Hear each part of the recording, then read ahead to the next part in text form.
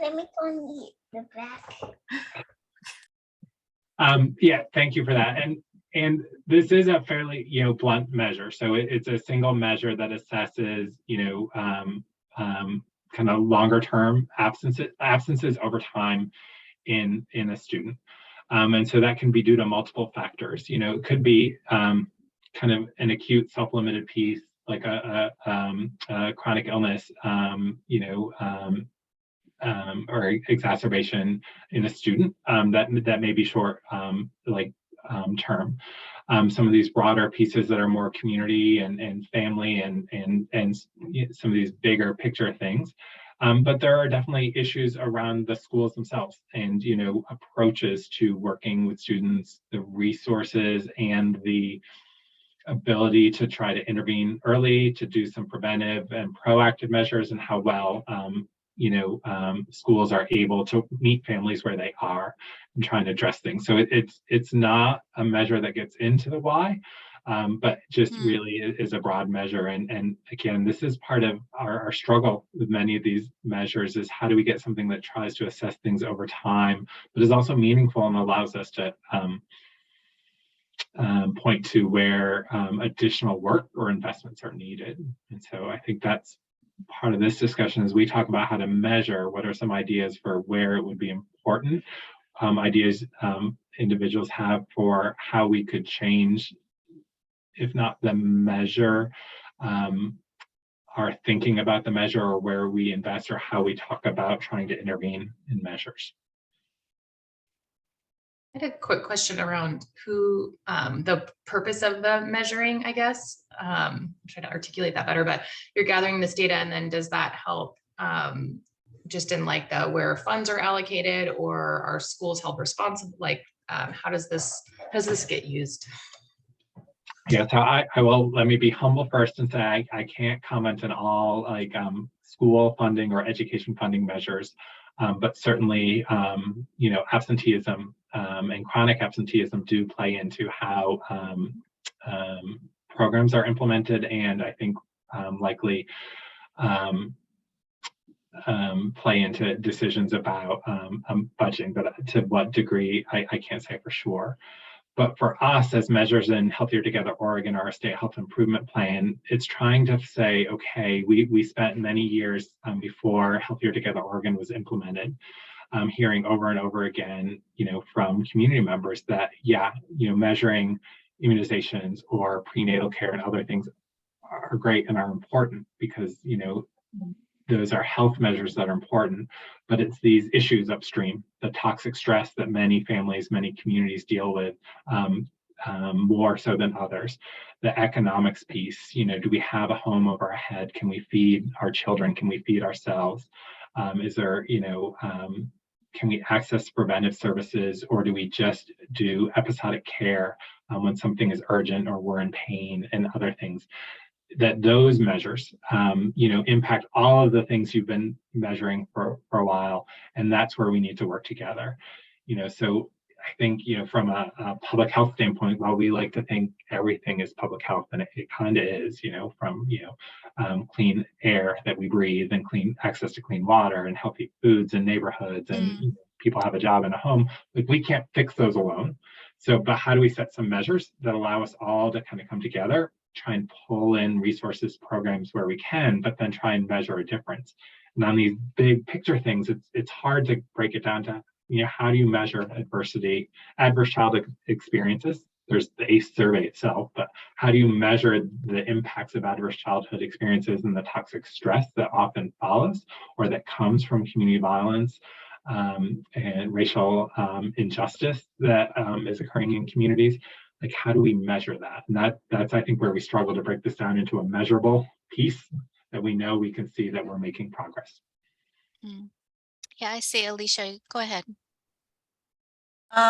So one of the things that I have that I've been doing quite a bit of research on is, and that I've also seen personally, kind of with anecdotal evidence, I guess, or anecdotal information, is students need to kind of feel safe in schools, right? So school is supposed to be, even if they're dealing with all kinds of adverse, situations in their lives, or kind of a phase in their lives, that at the very least school should be that one stable place to go to, right?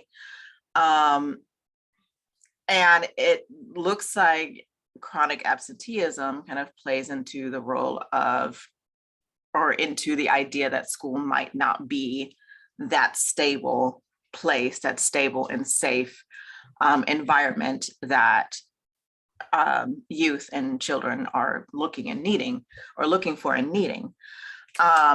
So in addition to that, and I guess my earlier question was in terms of kind of internal mechanisms, or are we measuring internal indicators? I'm wondering if potentially looking at which school districts have access to mental health counselors, right? Mental health counselors for the students, and then mental health counselors for, or at least some sort of peer support for teachers, staff, administrators, right? So that you can then measure or ask students, do you feel safe at school, right? Do you feel safe coming here? If not, what should be changed, or what would make you feel safer? And then the same thing for teachers. So I just, we keep hearing about teachers leaving the profession because they don't feel safe at school. Those are, or they don't feel heard, they don't feel, listened to by administrators and the school boards or whatever it is, right? So maybe that would be another option. And I kind of figure that for the purposes of HTO, we're dealing with mental health and behavioral health. So that would be kind of that one indicator, or multiple indicators that we could have, where we could see which school districts have mental health personnel for students, and then also for the teachers and staff, and then go from there and kind of pull out some of that information as to what would make them feel safe, and whether or not they do feel safe.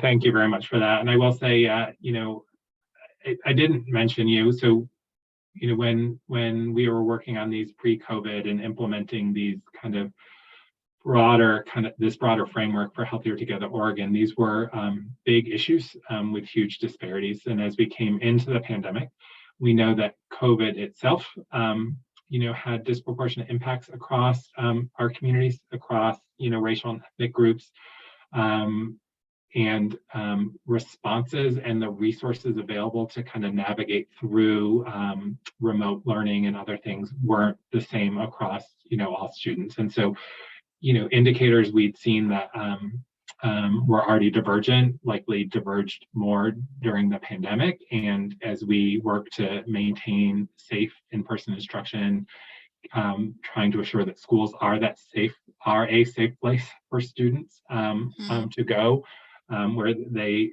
feel nurtured, it is taking some work. I think what I'm hearing from you is, so we have this one measure of chronic absenteeism. We've broken it down via some demographics and things, but then trying to relate to some of the things that could help mitigate or could play in here. I don't know if we may have some standard measures with our education colleagues that we could look into about mental health staffing or supports in programs. I don't know how comparable they are across different districts, but we can look about that as kind of not a mitigating, but a measure to kind of report alongside this.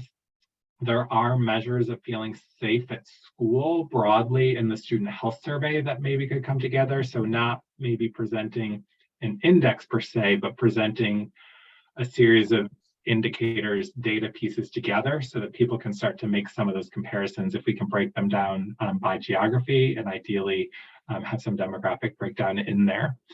Does that get us a little closer to some of the things you were asking about, Alicia, or something totally different?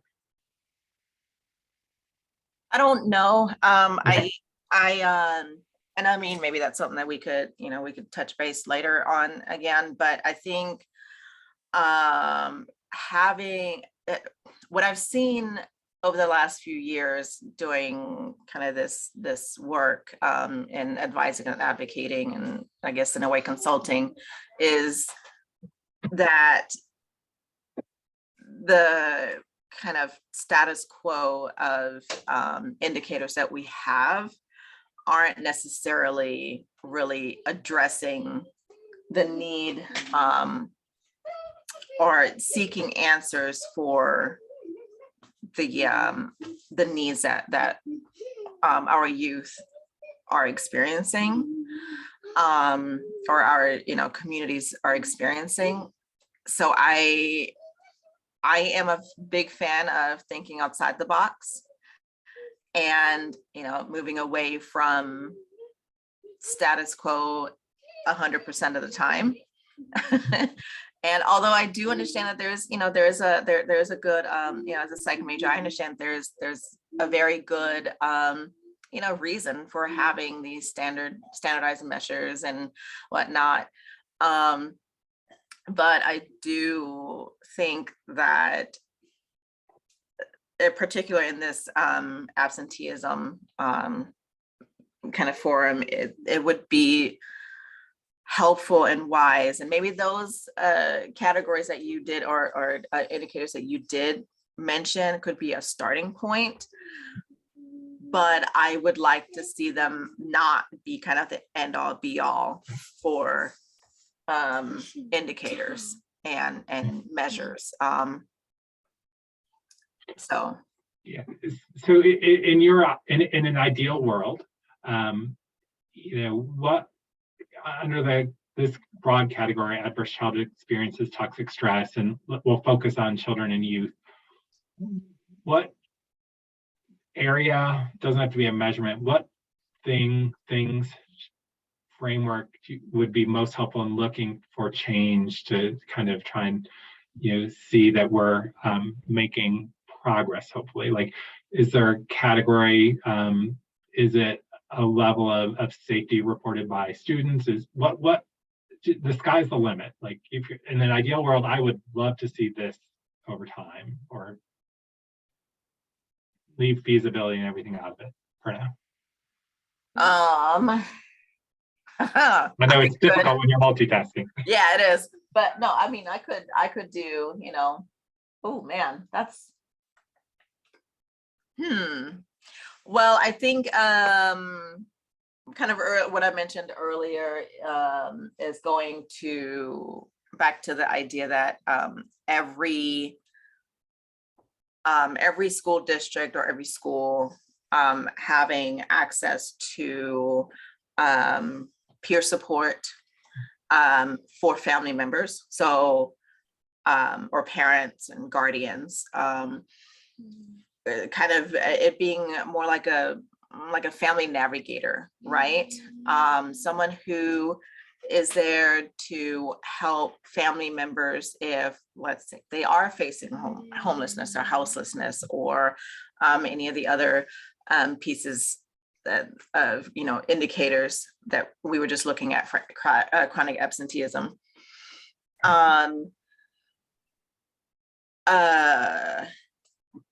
So a family navigator in each school, that would be wonderful, so that that person can then support or help the family members, go to or help them find the resources that they need.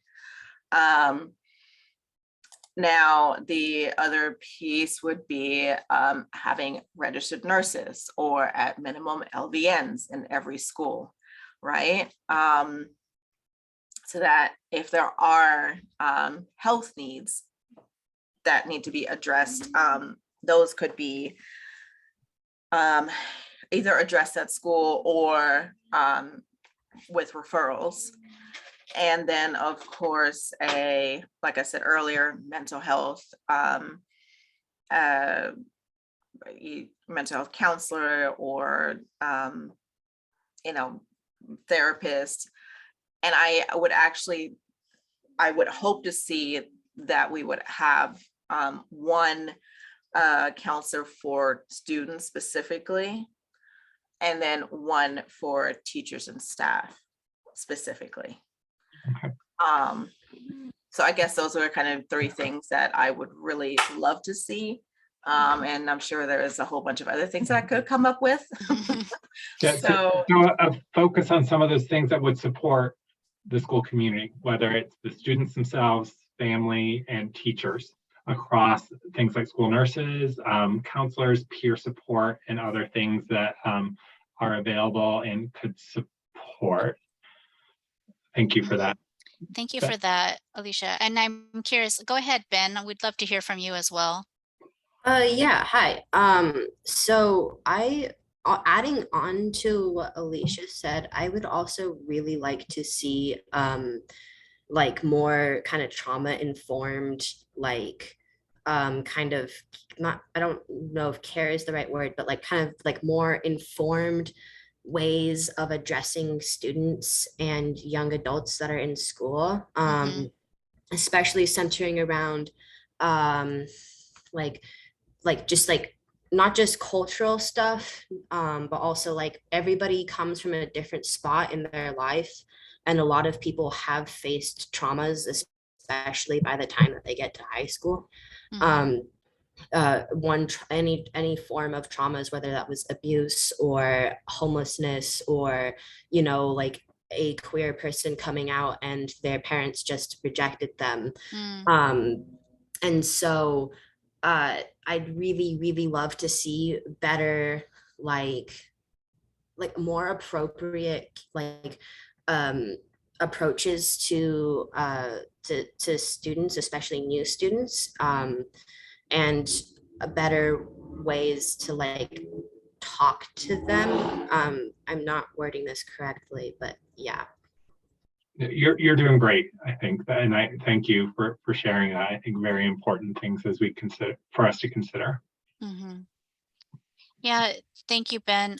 I know we only have a couple more minutes on this particular topic and we need to wrap it up. But I want to give space for any other of the partnership members to share their thoughts if they had anything in addition that they were thinking about, not only the relevancy of the measures, but anything you would add to make it more specific, just as was mentioned by Alicia and for Ben. Kurt, go ahead. This is Kurt. Please. Thank you, New. My quick thought on this is that the indicator is good, but we just don't have the information, right?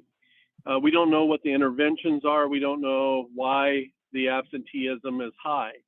So I'm thinking there needs to be more information, maybe a student-based questionnaire. If someone's out for a day or absent, then they get this online questionnaire or email or whatever, and the student's able to reply why they're out. And my thought goes back to the comment about trauma. Trauma manifests itself in many different ways, and it can be truly a physical feeling of illness or depression or whatever it may be. But we need that data. I think we need our school systems to track that data so that we know what interventions to have. And we've got a good indicator, absenteeism, but we just don't have the additional information. So thank you. Sure. Great, thank you, Kurt. There's a couple more messages within the chat, so I would ask folks to read through those lengthy.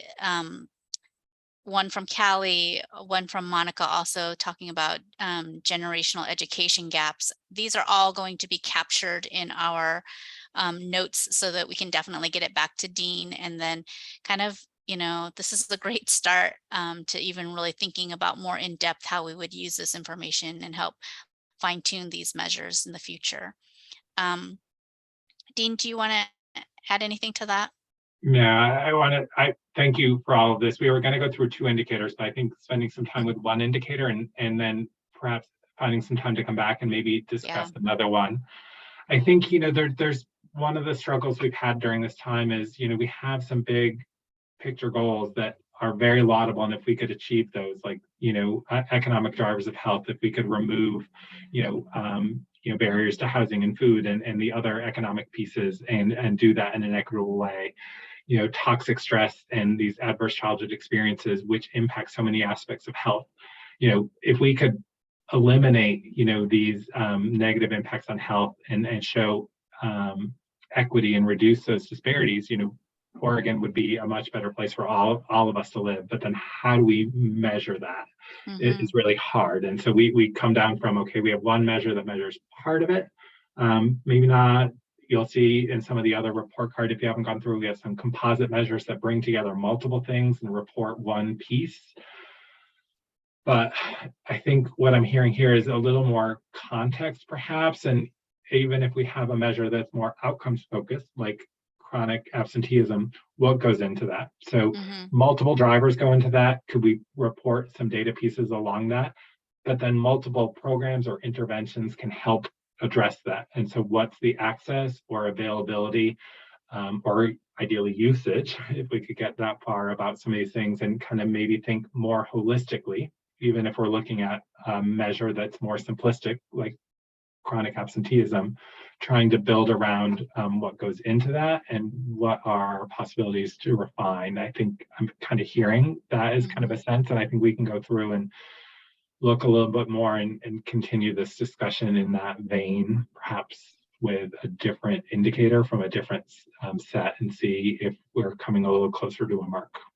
Yeah, that sounds great. I think that the peak interest in this group was just to kind of take in that information, sit with it a little bit, and then be able to pick your brain and ask you questions and offer up additional information. So we want to thank you for your time, and then also know that you will be back. And so for everyone, thanks for that. So we're going to go ahead and say thank you to Dean for this particular item. And then what we'll do now, it's 2 o'clock. Let's go ahead and take our 10-minute break and then come back together to complete the rest of our time together this afternoon. So thank you, Dean. Thanks, everybody. Go ahead and keep everything on and we'll come back at 2:10. This is 2:10. I am going to go ahead and resume our meeting. As we gather back, I'm going to switch things up a little bit.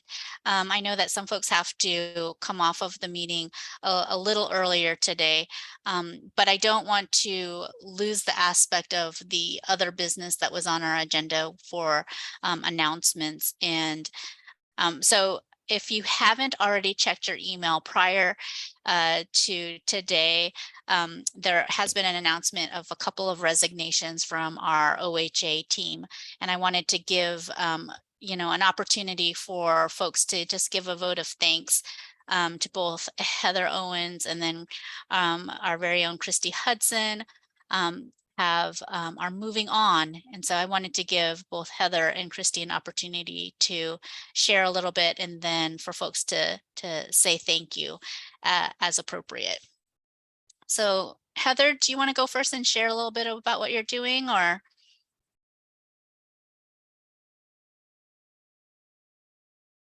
Oh, maybe she's not back yet. So I'll go right to Christy. Yeah, thanks, New.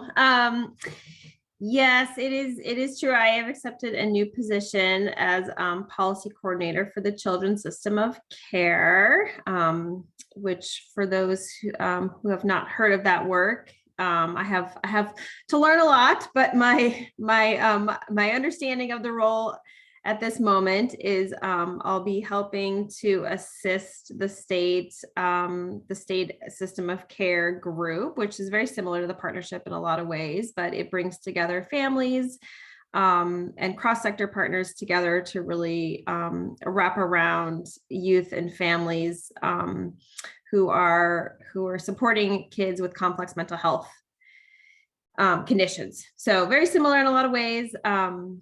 Yeah, so and I won't be that far away as well. There's a lot of crossover with HTO and that work. So I will certainly be keeping an eye and an ear out for the work that you're all doing. And with that, I just wanted to share, I didn't get to tell you what my favorite class was in school, but I was really into music. And so any chance I got, I was playing the French horn or singing, or just really loved getting into music a little bit. And so this time of year makes me think a little bit back to my days in marching band, and was then making me think a little bit about your work and the work of Healthier Together Oregon. And I, was thinking a little bit about, I like to think about this work in analogy sometimes, because it's just like so big to get the head around.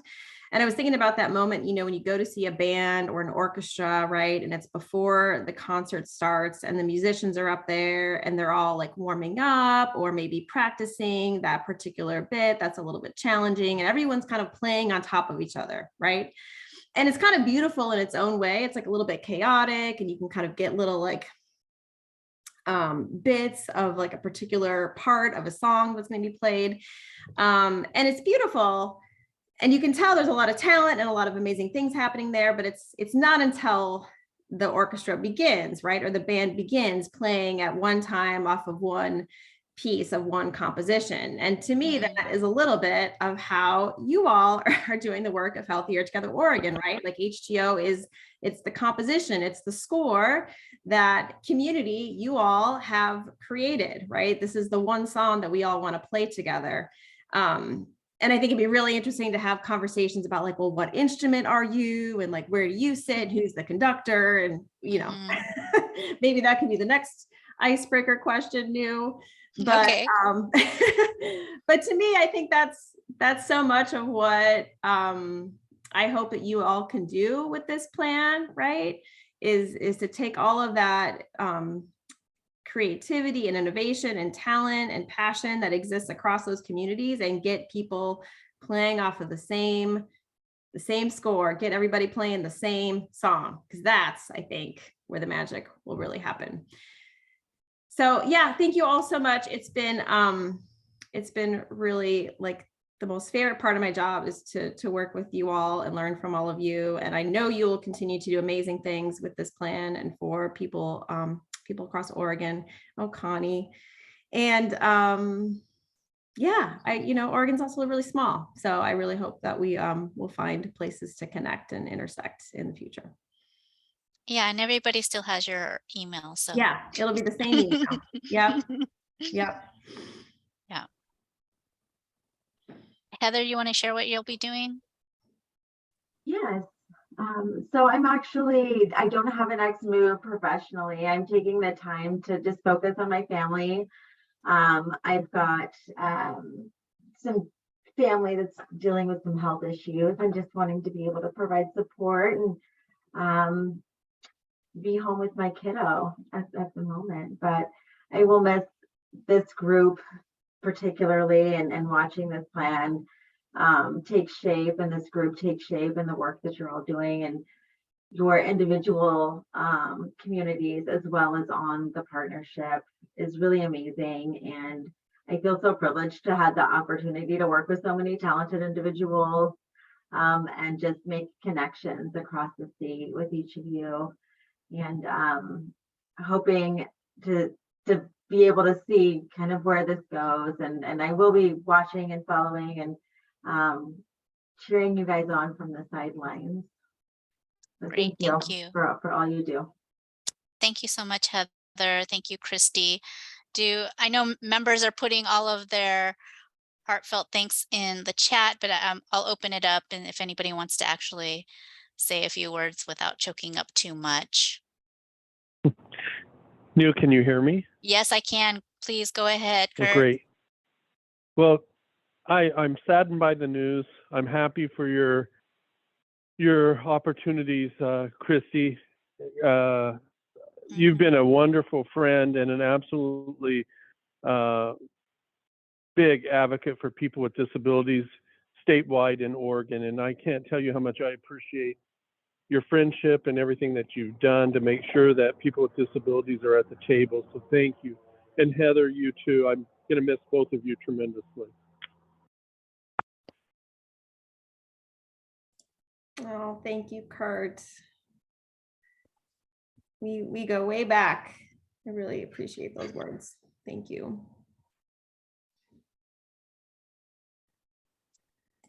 Thank you, everyone.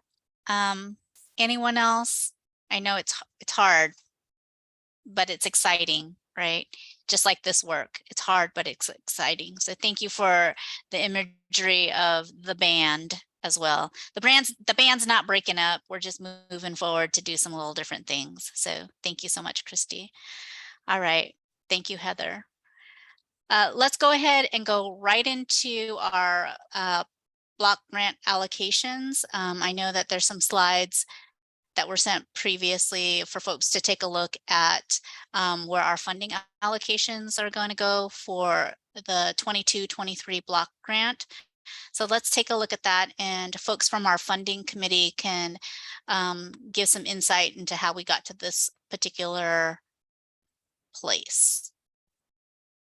So I'll turn that over to Christy, I think Amy, Tamir, and I know some folks have to jump off in a little bit. And so if that's you and you find like there's some things on the funding and you have concerns, please don't hesitate to reach out to myself and Christy. You know, we'll do a consensus vote in just a bit here, whether we want to accept what's being put out there or not. So go ahead. Yeah, just give me 1 second. I'm trying to get a new interpreter started here. Okay. Yeah, so Funding and Finance Committee, we tried to meet a couple times in August, but for a variety of reasons, we didn't get time. So it was a lot of email exchange. But just to ground everybody, so the little bit of funding that we have for Healthier Together Oregon comes from our CDC block grant. Historically, we've had about $125,000 to spend on the work, which has historically gone towards, you know, convening all of you, communications, and some community engagement work. This next block grant, starting October 1, we're getting a bit of a bump, which is great. So we've got about $300,000 to spend. So really hoping today to kind of get your approval on the overall allocations so we can kind of get started and get going and getting that money out. That being said, you know, there's definitely like some flexibility and room and all of that. But today is really the opportunity. Like if you're like, no, I really want to make sure this gets incorporated, like that's the conversation to have today. So I'm not going to go into the details of the survey. Hopefully you responded to it and or at least have had a chance to kind of read through the results of it all. The proposed survey I'm going to put up for you really kind of draws directly from the priorities that were identified in those results. So to walk through what we are proposing, and please, Amy or Tamir, please jump in at any time here. But of the $130,000 would go towards community engagement and providing grants to community-based organizations to develop and implement HTO engagement plans. What that really looks like, I think that's the conversation that we'll continue to have and the work that you'll continue to do over this next year in terms of kind of figuring out, well, what does that mean? And is that 13 grants of $10,000, which isn't like a ton of money, or do you want to split it up and do just like 1 or 2 awards? Like those are the conversations that you'll be having, but there seemed to be a lot of interest in terms of like, let's get some money out to CBOs and have them really communicate about HTO in their communities and in their networks and the way that works. So that would be one line item. There was another area around capacity building and really interested in continuing some trainings in policy and advocacy. We do have some trainings that are going to be coming out and being made available this fall, which we're excited to share with you. Shared a little bit of that information in last week's email. So that for this $40,000 would continue to kind of support those types of trainings. And then $10,000 for scholarship support and travel support to say like conferences. So like last year, for example, we made available an opportunity for partnership members to go to like the Collective Impact Conference as an example. So we paid for the registration fees. That was a virtual conference, but you know, in this next year, if there are conferences that you see that you think would be really helpful for the work that we're trying to do here, you know, there'd be some money set aside basically for you to do that, either virtually or if it was, you know, out of state as well, we could do that.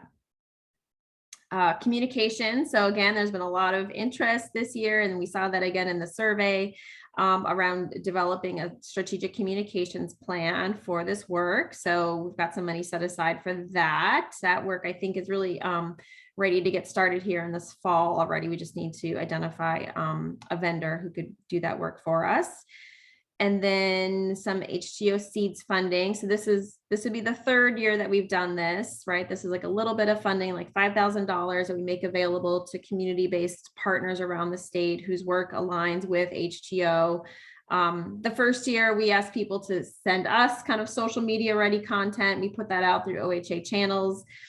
This current year, we're doing this right now. You all, you know, sent along your ideas for CBOs you thought would be well positioned to communicate. We've got some organizations identified as well. So we're giving some people a little bit of money to communicate about HTO through their networks. So not having OHA do that, because that didn't work super well, but having those CBO partners communicate locally. And I think this ties a little bit into this community engagement plan as well. So kind of trying to figure out, you know, what the differences are. Maybe there's different activities within all of that. And then the final line here would be to continue to convene the partnership and partnership meetings. So paying for news time, for travel, to 2 in-person meetings a year, and then continuing our commitment to member compensation. So that is what is being proposed, and now really look to all of you for your questions or places where you would like to make changes. If there's something else that you know you saw in the survey, or just even some other idea that you have, now is the time to put that forward.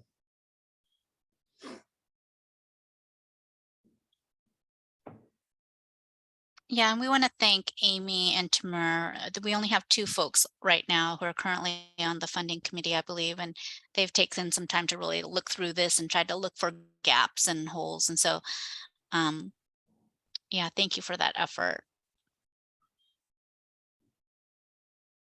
Any questions folks have for Christy, Tamir, Amy, myself?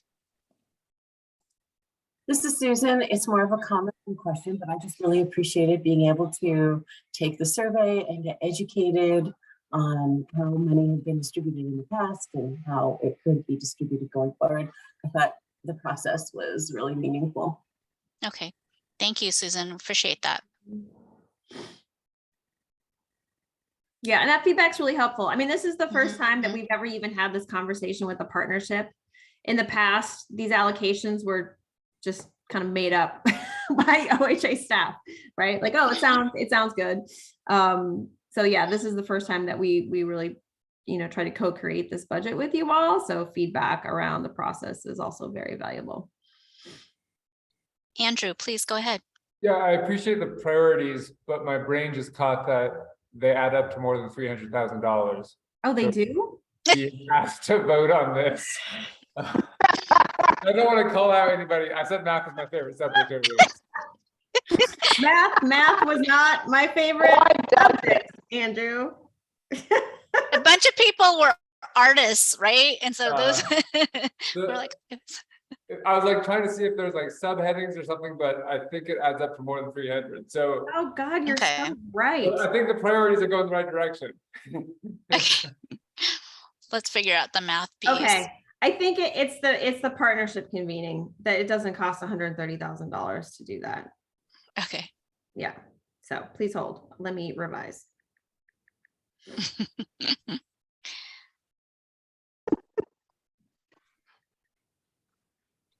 So it sounds like Andrew might be volunteering to be part of the funding committee in the future as his first.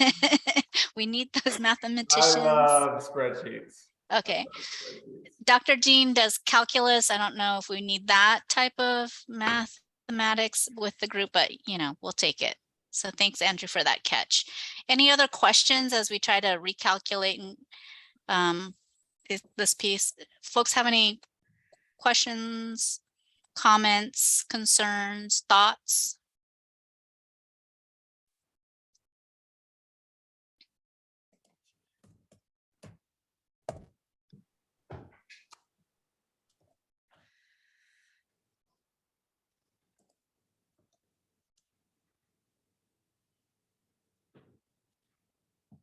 Okay.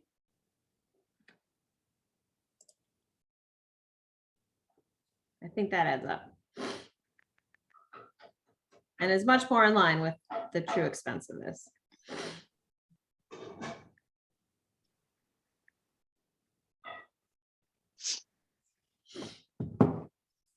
Okay. So my non-mathematical comment is I appreciate that the bulk of this is really going out into the communities to really send the message out and hopefully, you know, improve the effect of the HTO.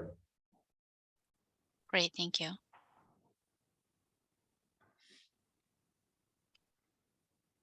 Okay, so if there's no other questions or comments, I think we'll move to vote by consensus. And if we haven't done a vote in a long time, I believe, so if we recall, it can be a thumbs up, and we're going to need a visual.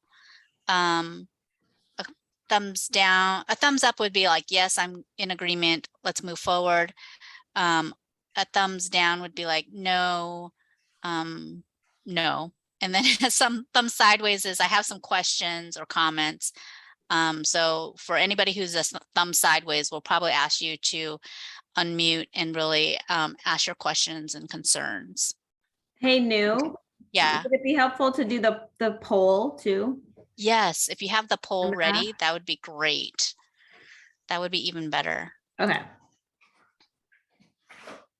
So what we'll do is we'll go ahead and if you are a partnership member, go ahead and answer that.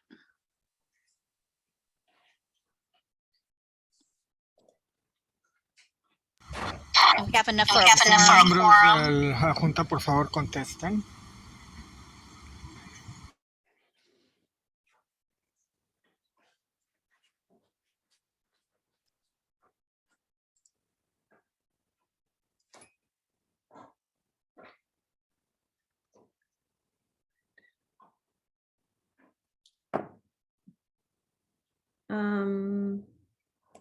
We've only had 7 people vote. Looks like Alicia is reconnecting though. Yes. And is 14 is the actual number of members or folks on here? Because there's a number of folks on the call that are not members. Yeah. Staff. Okay. So technically we're at 21 members. Mm-hmm. So we'd need like 11 people. Okay, Alicia's a yes vote. She just put it in the chat. Okay, and Kurt is joining by phone. I don't think he would have access to the poll. Oh, right. I'm a thumbs up. Okay, thank you. Connie's a thumbs up as well. So that's 2 more. Okay. For our thumb sideways, or for that individual, do you want to have your question, ask your question or your comment or share the need that you have? Yeah, I think my biggest thing is like I have no idea like what most of this means, and because this is the first time I've seen anything, I haven't been able to like go and look on things recently. So if there's time to like kind of break it down a little bit more, that'd be really great. But yeah. Thank you, Ben. I really appreciate that comment and openness about that. What we can probably do is we can meet with you, Christy and myself.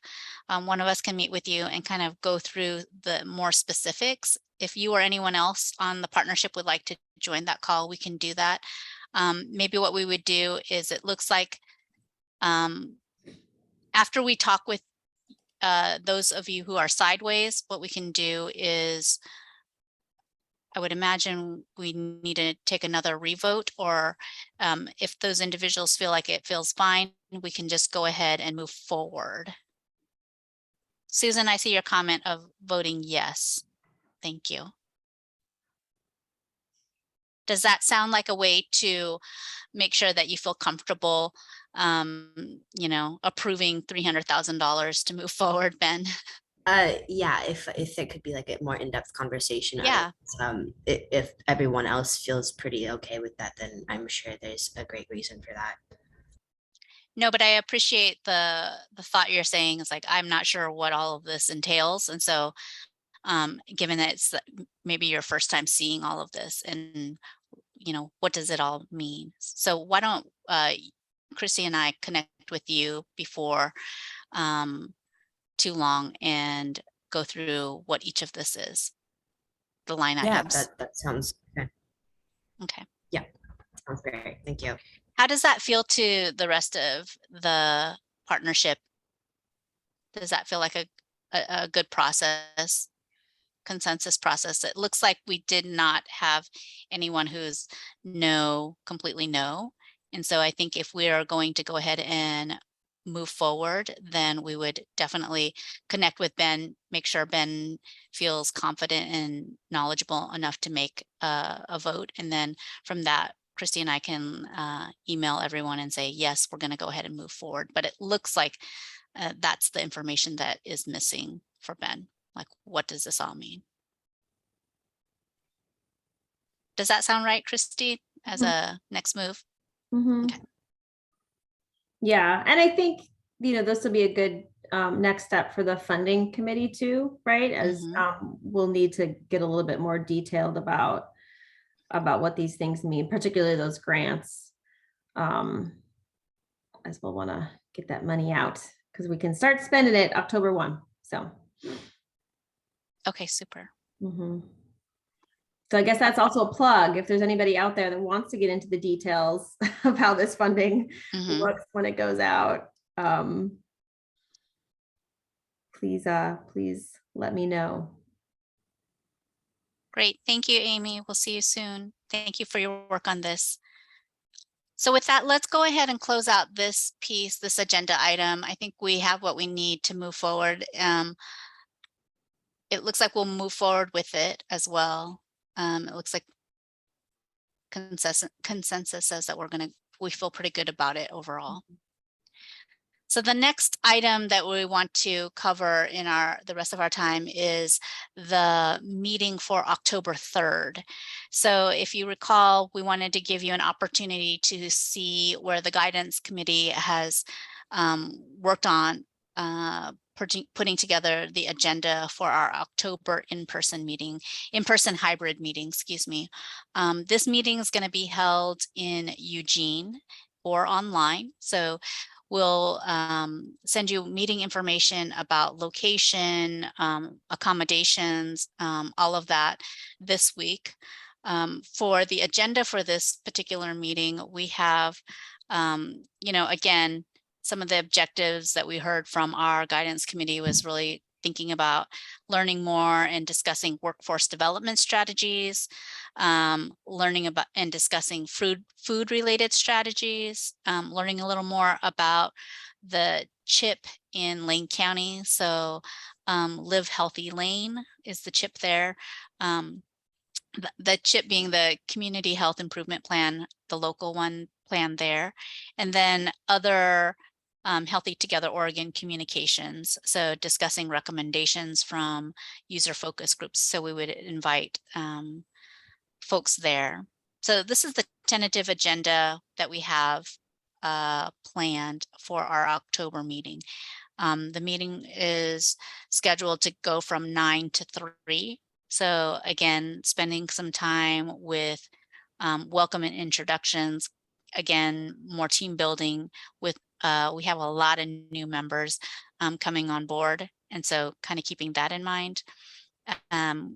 We have some time for workforce development strategies. And so that would be potentially a presenter from Future Ready Oregon. Having some time with breakout discussions, next steps for the partnership, for OHA, agency and community.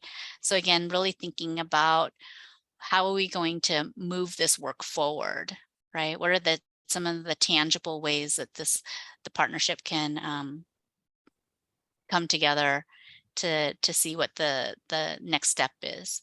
Then we'll have a break. We'll have some time to hear from Live Healthy Lane. It says Lane Healthy Lane here.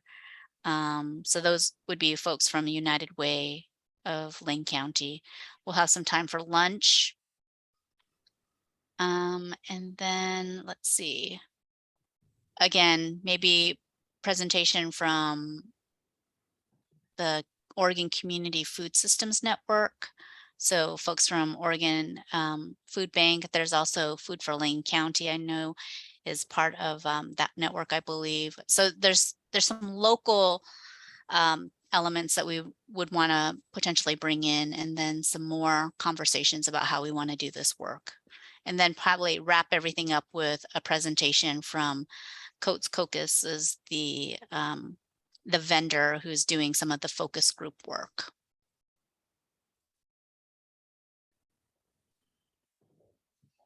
New. Yes. There's also a Center for Independent Living in Oh. Eugene, and I don't know if you can fit them in for 15 minutes or 20, but it's called Lane Independent Living Alliance, LILA. Lane Independent Living Lane Alliance. Independent Living Alliance, yes, LILA. Great. Great. Thank you for that, Kurt.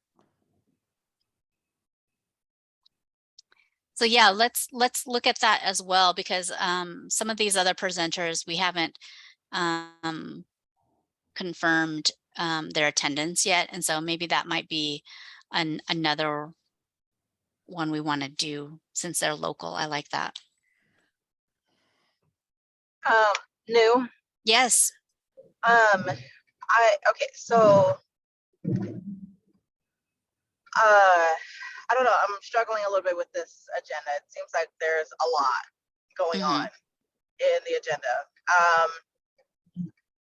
The other thing I guess I was wondering is, would the Lane County or the presentation from United Way, would that be specifically to the workforce strategies, or is that the other presentation that we had discussed a couple of months ago? I thought the one with Live Healthy Lane is about the CHIP. The workforce strategies is Future Ready Oregon. So they'd be different. Okay. Those are, yeah. So that's what I was wondering, is that could we maybe try to have like a focus on like workforce for the October meeting, because any of the other pieces that we work on moving forward really cannot be done without having the capacity, like the workforce capacity. So it's going to be really difficult to even, make any like suggestions or,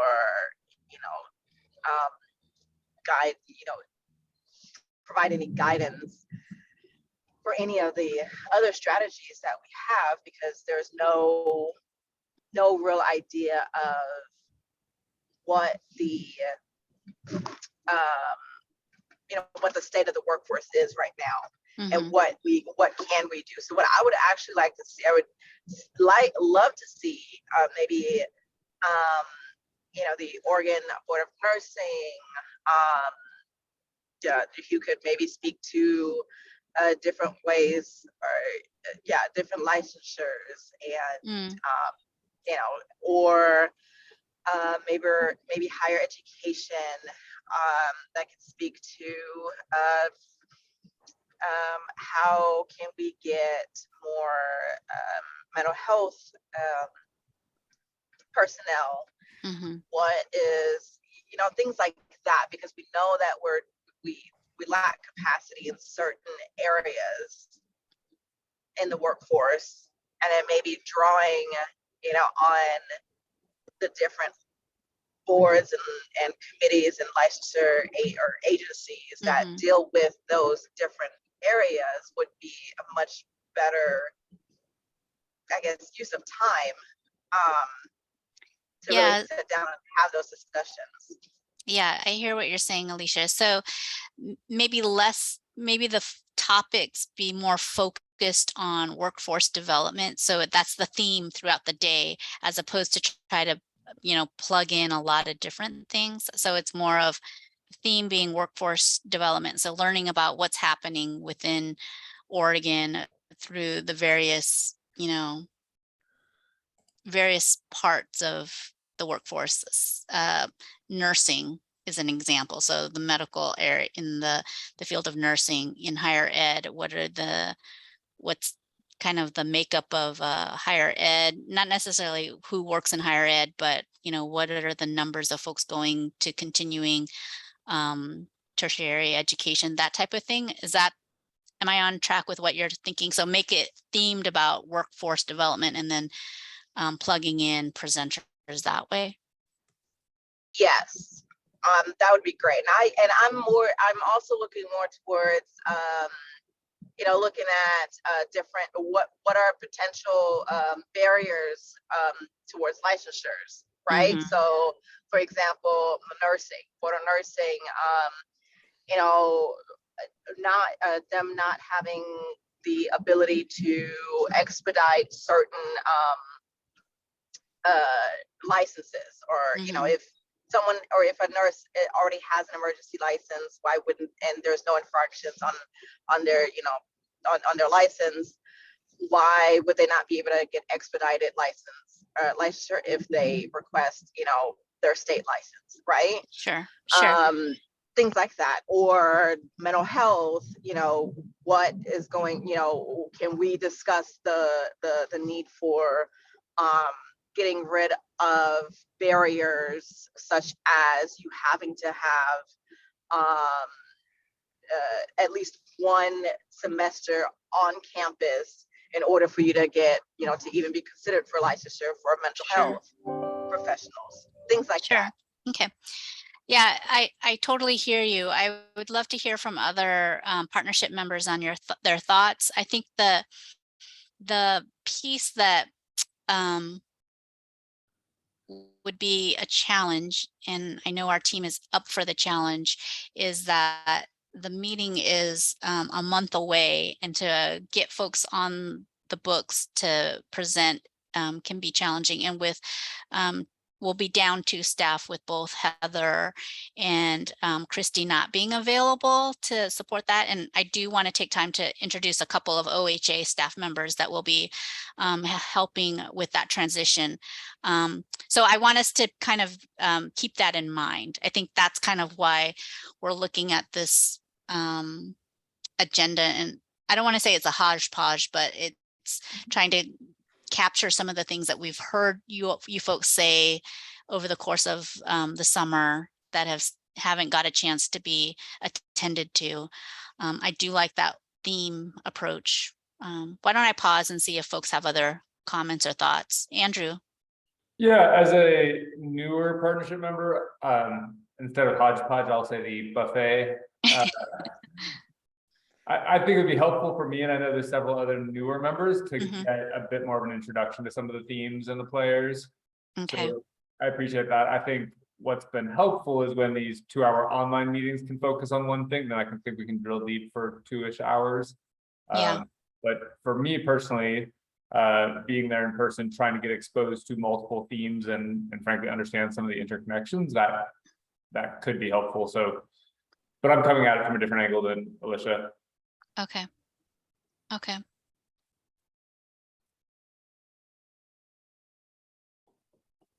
Other thoughts?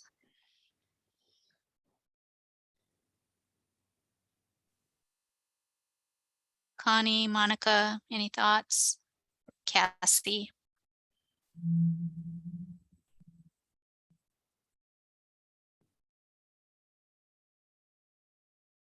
Ben, go ahead. Yeah. I'm kind of in agreement with Andrew just because I'm also like a newer member, and I think it would be really great to be exposed to a lot of different like ideas and topics. I'm also like interested in a lot of things though, so I think it'd be really cool to do a whole like themed thing, and it might be easier to like to be able if it's themed instead of trying to like cram a bunch of different ideas into our heads at the same time. And so I do think that would probably be the best idea, like centered around one space, like centered around it with like the space to potentially like, you know, like branch off into things that are related, but still centered around that specific theme. I think would be easier to like to sorry, I'm running on 6 hours of sleep. But yeah. Okay, noted. Thank you for that.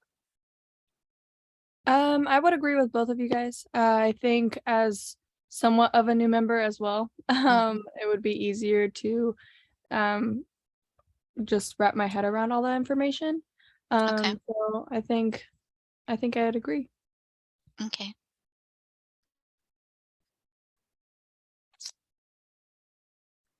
Kurt, any thoughts?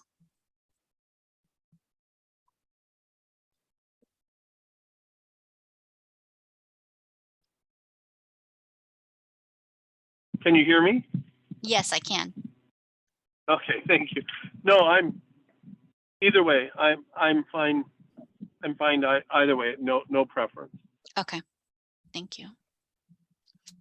Yeah, it'll be interesting in part because I want the mix of you all. It's so special to even kind of come together and work together and still honor folks who are working together online and virtually with us, right? And so that balance is really important. You've given us some things to think about on how we want to move forward. I'm probably going to punt some of this back to our guidance committee to see if they have thoughts on how to tighten this agenda up. I hear the concerns and the desires for variety, and yet how do we hone in on doing the work so that it feels tangible that we're doing something, right, or moving towards something. And so let's give us some thought, give us some time to revamp this a little bit, and we'll have an agenda out to you before October. With that in mind, I do want to give Christy, did you have comments? Yeah, no, I was just gonna say, you know, maybe there's like a middle ground here where we could take something off of the agenda, like maybe the Coates recommendations or something. I mean, that would be kind of easy to push to the November meeting, and that way we can make a little bit more space to dig into the workforce development strategies.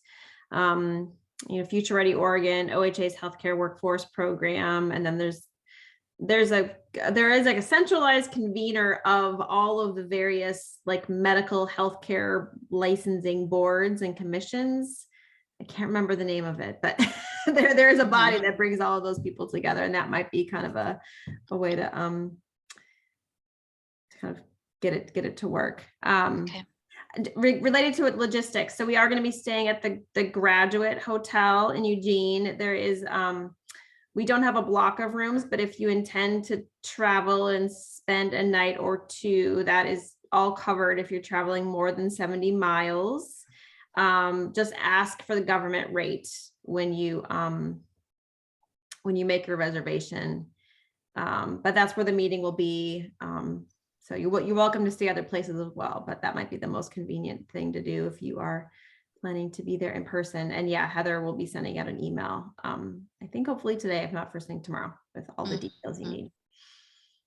Yeah, and I want to, before we sign off today, quickly introduce Victoria Demchek and Sarah Boudreau, who are longtime colleagues of Christy and myself. They will be helping to support the work moving forward as we transition with Christy and Heather moving on. And so thank you to the both of them. They will be joining us, I understand, in Eugene. And so it'll be great. They'll also be supporting some of the different meetings, so policy guidance and funding committee. So you'll have some other faces to be working with. So thank you for both of you. This group is a really fun group to be working with. So I'm glad you'll be able to get to connect with them. Do folks have any other hard-hitting questions? I know we've lost some folks this afternoon for other meetings. And so any questions, comments?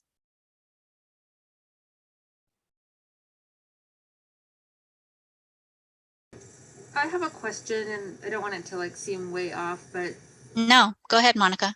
you know, there's so many plans, like improvement plans, like floating around all across the state, and it seems like each week I have another invitation to another meeting that's like some large-scale strategic plan for the county or state or whatever. I was wondering if all of these agencies and organizations are meeting together to talk about how these plans intersect and such. Like today in 7 minutes, I got to drive across town because I'll be at the Healthy Klamath sponsored 2022 Klamath County Community Health Improvement Plan meeting, and they're talking about a lot of the same things we're talking about here today. So I'm just wondering if there's cross-sectoring going on between these groups.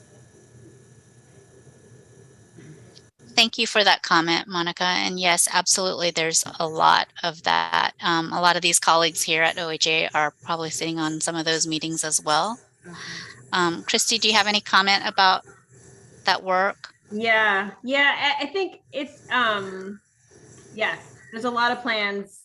Some of us talk to each other, some of us don't. I think particularly at the community level, Monica, it's interesting that you're raising that, because Klamath County is like a part of the state where we often think, oh, they've got one plan, they're coordinated, they got it together.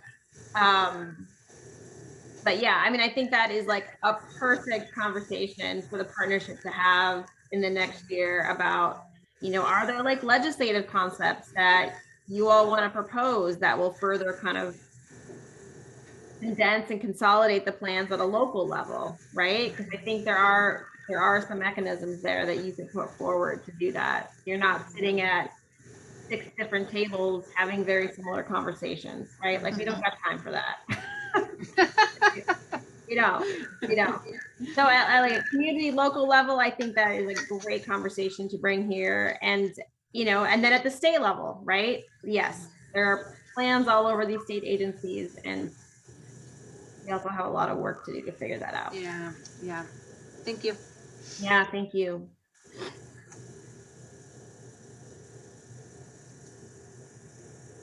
All right, folks, if there's not anything additional that folks have, I highly encourage you to go ahead and, for now, you can email me and Christy. Christy will, your last day is Friday, is that correct? Yes. Yeah. So I'll send one more email out this week. And Sarah and Victoria, I introduced you both in last week's email, and it's great you're here today to say hi. Thank you for listening in.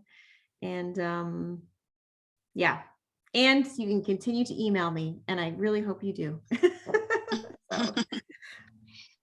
So that will conclude our partnership meeting for September, everyone. We really do hope that folks make the effort to come out to the October meeting. Either way, whether it's virtual or in person, we'd love to have you.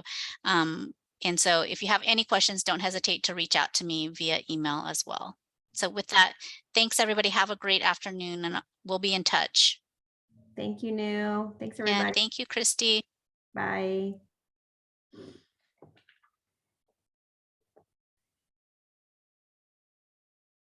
Thank you, Mark. Thank you, Fabio. Thank you, Karina. Thanks, New. Thanks. We'll you talk Wednesday. soon. Wednesday. All right. Thanks. Bye. Bye.